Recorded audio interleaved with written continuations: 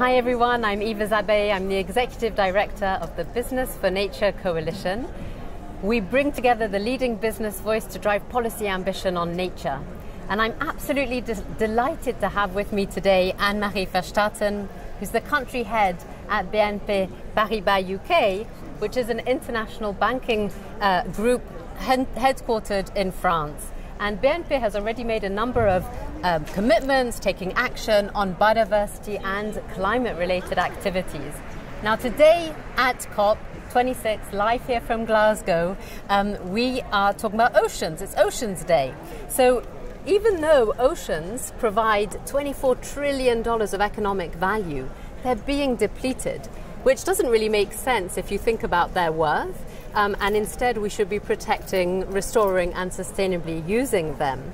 Now, from your perspective, should we even be using oceans to support economic growth? And what needs to change? Very happy to be here. Well, at BNP Paribas we were an early mover, recognizing that we needed to be thoughtful on all of this. So we launched at the United Nations Climate Summit in September 19 our ocean protection policy. This went in hand with financial commitments, a €1 billion lending approach to, for example, transition the shipping sector. We also committed to a 250 million fund to invest in solutions to ecological transitions.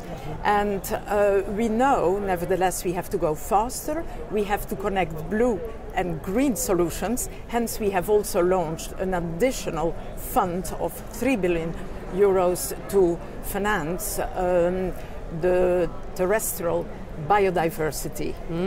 Wow, so really already integrating some of that into the investment decisions, policies.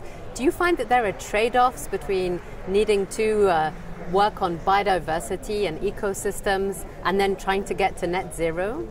Well, actually, we think that a holistic approach is key.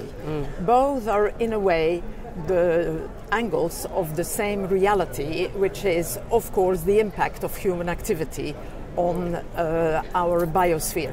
So as a result, we are active in both.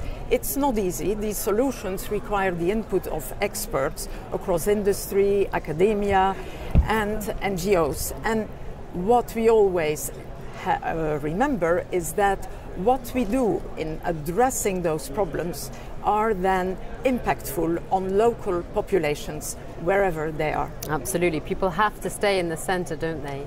Now, you know, financial institutions have been criticized for continuing to finance activities that then result in deforestation. And right here in Glasgow, we've heard these big announcements from governments around ending deforestation and the 12 billion pledge to support climate-related finance through forests. So do announcements like these influence your strategy in any way? We welcome them, but I'm pleased to say we were a little bit ahead of the game. For example, on deforestation, we had early policies.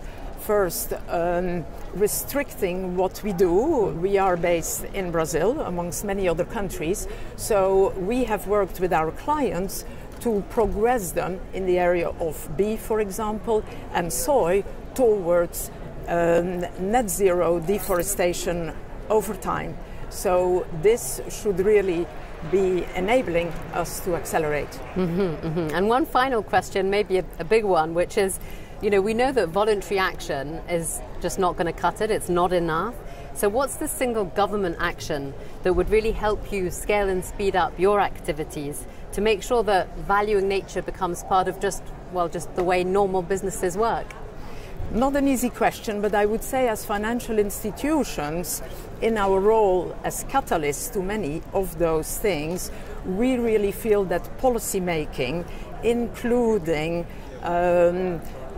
standards, will help us to understand some of those complex domains, to better see what are the solutions that take us to scale up and to the best positive impact we can have channeling capital towards those solutions. Absolutely. Well, thank you so much, Anne-Marie, for taking the time today.